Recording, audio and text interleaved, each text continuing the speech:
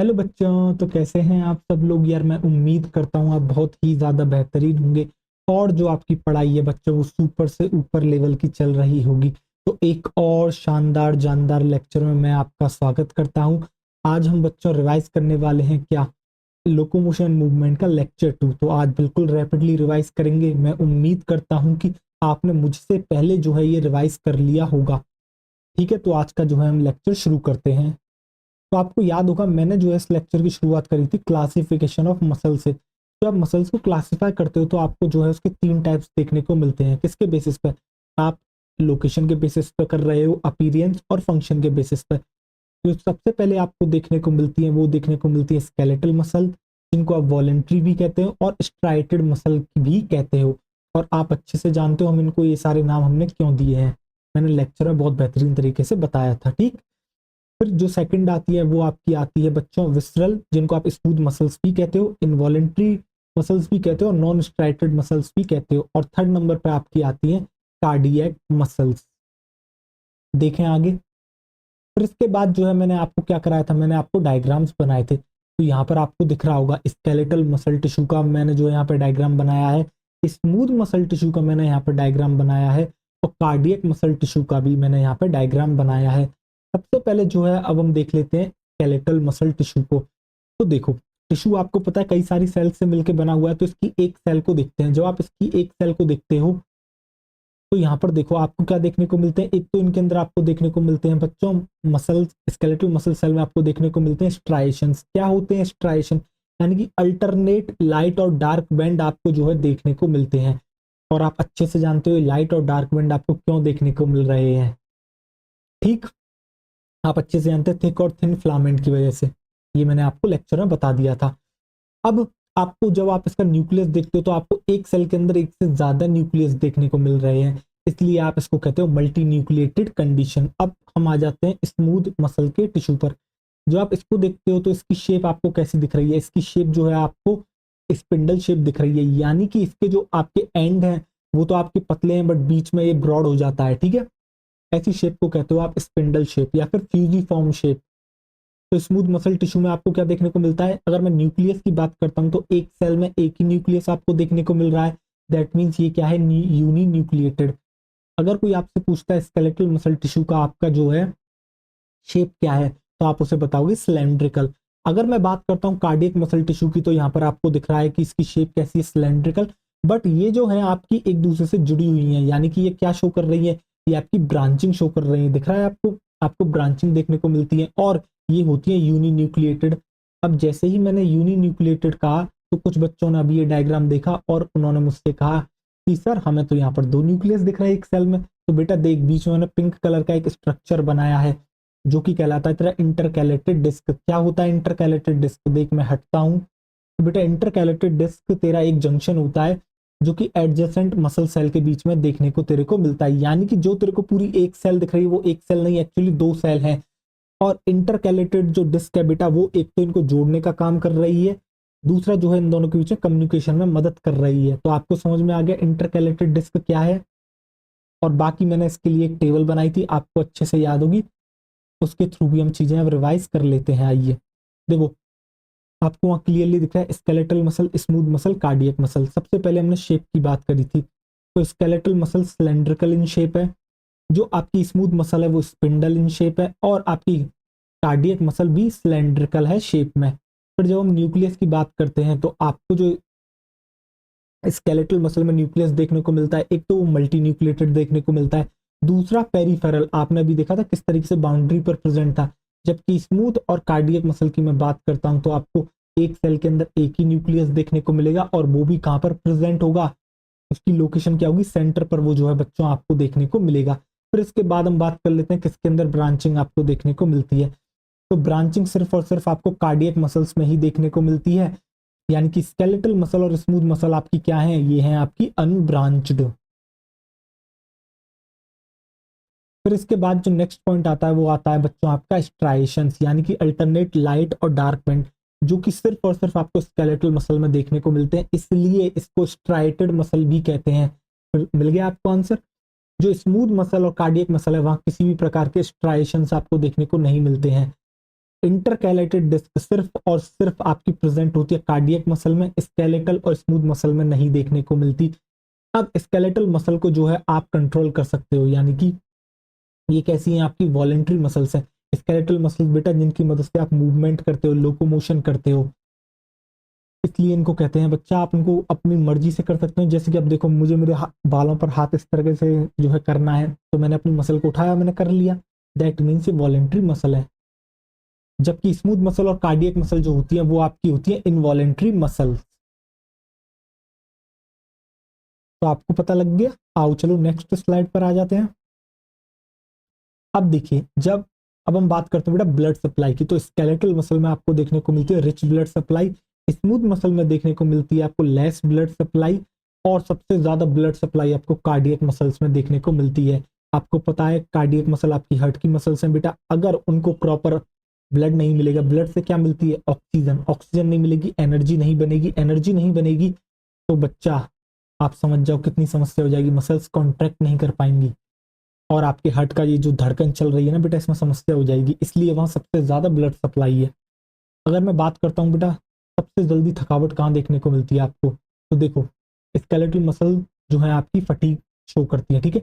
Smooth muscle भी जो है मतलब बहुत कम फटीग आपकी जो शो करती है, और कार्डियक मसल कभी भी फटीग शो नहीं करती। अगर कॉन्ट्रैक्शन की मैं बात करता हूँ तो आपको फास्ट कॉन्ट्रैक्शन देखने को मिलता है स्केलेटल मसल में, स्मूथ मसल्स में यही कॉन्ट्रैक्शन थोड़ा सा आपको स्लो देखने को मिलता है, और कार्डियक मसल में आपको फास्टेस्ट कॉन्ट्रैक्शन जो है देखने को मिलता है, ठीक। अब इसके एग्जाम्पल की बात कर लेते हैं। तो स्केलेटल मसल कहाँ पर प्रेजेंट है बेटा, अपर लिम, लोअर लिम, यानी बाइसेप, ट्राइसेप, इसकी जो भी मूवमेंट कर रही है बेटा मसल्स स्केलेटल मसल्स। बाकी स्मूथ मसल्स आपकी जो है बेटा विस्ट्रल ऑर्गन्स में देखने को मिलती है बेसिकली, इसलिए इनको जो है विस्ट्रल मसल्स भी आपके कहते हैं, ठीक है। देखो आपकी जो आयरिस आई की जो आपकी आयरिस होती है, तो उसकी जो सीलियरी मसल है वो स्मूथ मसल है, ब्लड वेसल में जो मसल है वो स्मूथ मसल है, stomach, intestine, urinary bladder, genital tract, इन सब में आपको स्मूथ मसल्स देखने को मिलती हैं, यानी कि इंटरनल ऑर्गन्स में देखने को मिलती हैं ये, ठीक है। और इनको आप कंट्रोल नहीं कर सकते, आप अपने स्टोमक की मसल्स को कंट्रोल कर सकते हो नहीं कर सकते हो, समझ रहे हो, इसलिए वो इनवॉलेंट्री हैं अपनी विल पावर से बेटा, ठीक है। कार्डियक मसल्स जो है वो आपको देखने को मिलती है हार्ट में, जैसा कि नाम इसका बता ही रहा है। फिर इसके बाद मैंने जो है आपसे बात करी थी सेक्शनल व्यू के बारे में एक मसल के। सपोज करो मैं यहाँ से एक जो है मसल का निकालता हूँ, तो मैं देखूँ सही वो मसल आखिर किससे मिलके बनी है। तो बच्चा जो तेरे को मसल देखने को मिलती है, एक तो उसके ऊपर तेरे को एक कवरिंग देखने को मिलती है उस मसल पर, जो कि आपकी कनेक्टिव टिश्यू की बनी है, जिसको आप कहते हो एपीमाइसियम, ठीक। अब ये जो मसल है वो कई सारे मसल बंडल से मिलके बनी हुई है, यानी कि फेसिकल्स, और मसल बंडल के ऊपर भी तेरे को क्या देखने को मिलती है कवरिंग, जो कि तेरे को दिख रही होगी पेरीमाइशियम, ठीक है, जिसके नीचे मैंने लिखा है कवरिंग ऑफ फेसिकल। अब जो तेरे को ये मसल बंडल दिख रहा है बेटा, ये मसल बंडल भी कई सारे मसल फाइबर्स से, यानी कि मसल सेल से मिलके जो है तेरा क्या हुआ है बना हुआ है। और ये जो तेरे को मसल सेल दिखती है इसके ऊपर भी तेरे को एक कवरिंग देखने को मिलती है, जिसको आप कहते हो बच्चों एंडोमाइसियम। देखो अब आपको दिखेगी, तो एंडोमाइसियम। अब जो आपको ये दिख रहा है क्या मसल सेल या फिर आप मसल फाइबर जिसे कह रहे हो, ये भी जो है बच्चों आपके कई सारे मायोफिब्रिल्स या फिर मायोफिलामेंट से मिलके बनी हुई होती है।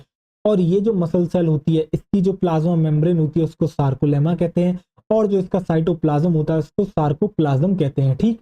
और ये जो आपको मायोफिलामेंट या मायोफिब्रिल दिख रहा है, ये भी आपका एक्टिन और मायोसिन फिलामेंट से मिलके जो है बना हुआ है, यानी कि थिन और थिक फिलामेंट से मिलके आपका ये बच्चों बना हुआ है। किसी को कोई डाउट यहां तक नहीं होगा। फिर देखो मैंने आपको क्या बताया कि भाई ये जो मायोफिब्रिल्स आपको देख रहे हैं बच्चा, ये पैरेलली अरेंज्ड फिलामेंट्स होते हैं, कहां पर प्रेजेंट है आपके सार्कोप्लाज्म ऑफ मसल फाइबर्स। अब देखो मैंने इसका सेक्शनल व्यू बनाया है इस तरीके से काट के आपको, देखो यहाँ पर आपको क्या दिख रहा है, पूरी मसल दिख रही है, मसल की आपको कवरिंग दिख रही है जिसको आप एपीमाइसियम कहते हो। फिर ये जो मसल है कई कई सारे मसल बंडल से मिलकर बनी है, जो कि मैंने आपको मसल बंडल भी दिखाए हैं। देखो मसल बंडल की कवरिंग को मैंने क्या कहा, पेरीमाइसियम, ठीक है। और ये जो मसल बंडल कई सारे, ये जो आपके मसल बंडल हैं वो कई सारे जो हैं आपके मसल फाइबर से मिलके बने हुए हैं, और मसल फाइबर की जो आपकी कवरिंग होती है उसको मैंने एंडोमाइसियम कहा है, तो आपको क्लियरली मैंने दिखाया है। और ये जो अब इस डायग्राम को कराने का मेरा पर्पस क्या था, मेरा पर्पस ये था कि ये जो आपको मसल के अंदर कई सारे मसल बंडल्स प्रेजेंट है ना बच्चा, तो इनको होल्ड करके भी रखना पड़ेगा एक जगह पर, तो इनको होल्ड करने में जो है मदद करती है आपकी फैसिया। तो आपको फैसिया का रोल समझ में आ गया, फैसिया का क्या रोल है, देखो आपको फैसिया का रोल समझ में आ गया। फैसिया जो है इनको बेटा बांध के रखती है मसल बंडल्स को आपके, देखो मसल बंडल्स या फिर फेसिकल्स देखो held together by common common collagenous connective tissue layer, जिसको आप कहते हो बच्चों क्या, फैसिया, जिसको आप कहते हो बच्चों फैसिया। फिर इसके बाद हम बात करते हैं मसल फाइबर या फिर मसल सेल के बारे में। तो देखो मसल फाइबर या मसल सेल की जो बच्चा आपकी कवरिंग होती है क्या, उसको एंडोमाइसियम कहते हैं, जो कि मैंने आपको दिखाई है। अब ये जो इसकी जो प्लाज्मा मेम्ब्रेन होती है उसको सार्कोलेमा कहते हैं, इसके साइटोप्लाज्म को सार्कोप्लाज्म कहते हैं। और ये जो आपको मसल सेल देखने को मिलती है बच्चा, ये आपकी मल्टी न्यूक्लिएटेड कंडीशन आपको देखने को मिलती है, ये मैंने बताई दी थी मसल के अंदर। तो बेटा मसल सेल आपकी कैसी है, मल्टी न्यूक्लिएटेड है। और मल्टी न्यूक्लिएटेड कंडीशन के लिए एक शब्द यूज करा जाता है बायोलॉजी में, जिसको कहते हो सिंसाइटियम। क्या कहते हो बच्चे, सिंसाइटियम, ठीक। और इसी मसल सेल के अंदर यानी कि इसका जो सार्कोप्लाज्म है वहां पर आपको देखने को मिलता है एंडोप्लाज्मिक रेटिकुलम। और मसल फाइबर के जो एंडोप्लाज्मिक रेटिकुलम होता है बच्चों, उसका नाम है सार्कोप्लाज्मिक रेटिकुलम, जो कि स्टोर हाउस होता है आपके कैल्शियम आयंस का। इसके पास भर भर के कैल्शियम आयंस प्रेजेंट है। और आप जानते हो कैल्शियम आयन कितने ज्यादा जरूरी हैं आपके मसल कॉन्ट्रेक्शन के लिए, ठीक। तो जो आपको दिखता है ईच मायोफिब्रिल के पास बेटा क्या होते हैं, आपके अल्टरनेट लाइट और डार्क बैंड आपको जो है देखने को मिलते हैं, ठीक। और ये जो स्ट्राइएशंस आपको देखने को मिलते हैं, ये जो स्ट्राइटेड अपीयरेंस आपको देखने को मिलती है, ये आपको देखने को मिलती है due to distribution pattern of proteins. तो आपके एक्टिन और मायोसिन दो प्रोटीन होते हैं, इनका डिस्ट्रीब्यूशन इस तरीके से करा गया है मायोफिब्रिल में, जिसकी वजह से वो जो है आपको कैसी दिखती है, स्ट्राइटेड अपीयरेंस आपकी जो है देखने को मिलती है, ठीक। अब देखें जरा, इसके बाद देखो मैंने आपको स्ट्रक्चर बताया है मायोफिब्रिल का। अब जरा मायोफिब्रिल का आप स्ट्रक्चर देखो, क्या आपको मायोफिब्रिल का स्ट्रक्चर दिख रहा है। तो आपको यहाँ पर देखने को मिलती है बच्चा दो जेड लाइंस, ठीक। जेड लाइन आपको देखने को मिलती है। तो ये जो आपको देखो यहाँ एक तो मैंने दिखाया आपको थिन फिलामेंट, एक मैंने आपको दिखाया थिक फिलामेंट। जो आपका थिन फिलामेंट है वो आपका एक्टिन फिलामेंट कहलाता है, जो थिक फिलामेंट है वो आपका मायोसिन कहलाता है।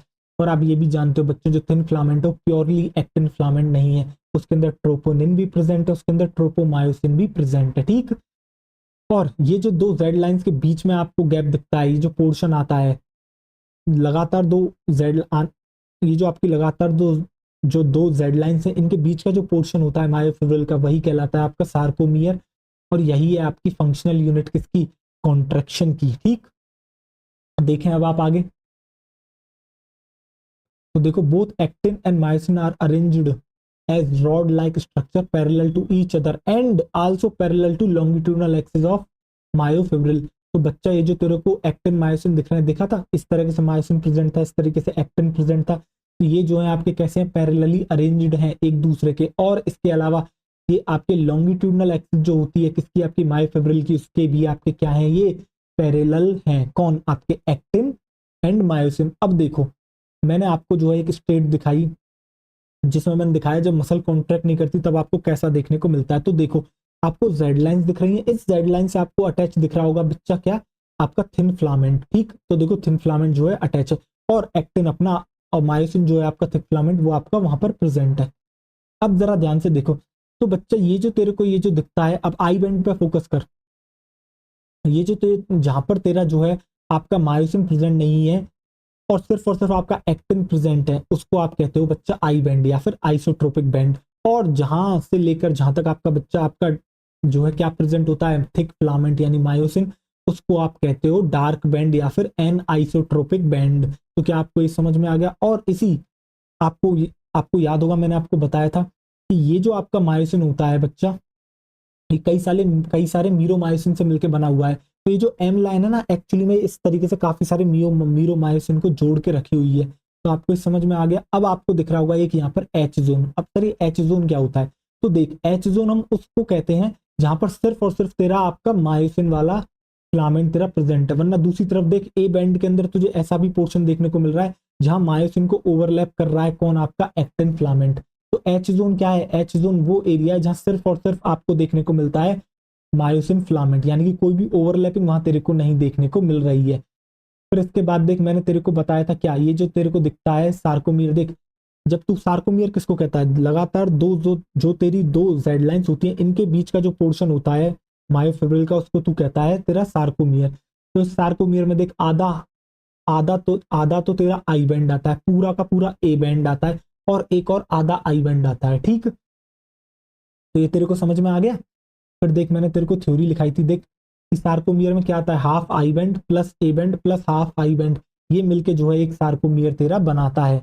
अब देख जो आई बैंड होता है उसी को कहते हो आप क्या, आइसोट्रोपिक बैंड। ये लाइट बैंड होता है। क्यों लाइट बैंड होता है, क्योंकि जब आप इसे माइक्रोस्कोप में देखते हो तो आपको देख ये जो है आपको अपीयर होता है कैसा, काफी ज्यादा लाइट अपीयर होता है। ठीक है, अब ये लाइट क्यों दिखता है आपको, क्यों, क्योंकि यहाँ सिर्फ और सिर्फ आपका एक्टिन फिलामेंट प्रेजेंट है। यहाँ पर आपको मायोसिन नहीं देखने को मिला था। याद करो आई बैंड की जो हमने बात करी थी वहां सिर्फ और सिर्फ आपका एक्टिन प्रेजेंट है। और जो जो जो आपको जेड लाइन देखने को मिलती है वो आपके सेंटर से पास करती है किसके, आपके बच्चा आई बैंड के, और उसको बाइसेक्ट करती है। ठीक है, आधे आधे हिस्से में, इसलिए तो एक सार्कोमियर में आपका इधर की तरफ आई आधा आधा यानी हाफ आई बैंड इधर आया था, हाफ आई बैंड उधर आया था। ठीक, तो जेड लाइन आपका क्या है, एक्चुअली में इलास्टिक फाइबर है। और ये जो एक्टिन फिलामेंट होते हैं फर्मली अटैच होते हैं किसके साथ, आपके जेड लाइन के साथ। ठीक है, अब जो है फिर हम बात करते हैं आपकी बच्चा ए बैंड की। जब आप ए बैंड की बात करते हो इसको एन आइसोट्रोपिक बैंड भी कहते हो। तो ये आपका डार्क बैंड होता है। डार्क बैंड क्यों कहते हैं, क्योंकि जब आप इसे माइक्रोस्कोप में देखते हो तो ये आपको डार्क अपीयर होता है। डार्क क्यों अपीयर होता है, क्योंकि एक्टिन और मायोसिन दोनों ही इस बैंड के अंदर प्रेजेंट है। तो देखो ओ ए बैंड के अंदर आपके जो है एक तो ओ बैंड आता है, एक एच जोन आता है। जो ओ बैंड होता है बच्चा वो ओवरलैपिंग बैंड है। देख ओवरलैपिंग कैसे, इस तरीके से तेरा मायोसिन प्रेजेंट था तो देख इसको इस तरीके से ओवरलैप कर लिया। तो ये जो तेरे को इतना वाला रीजन दिख रहा है, ये ऊपर क्या है एक्टिन, ये नीचे क्या है मायोसिन।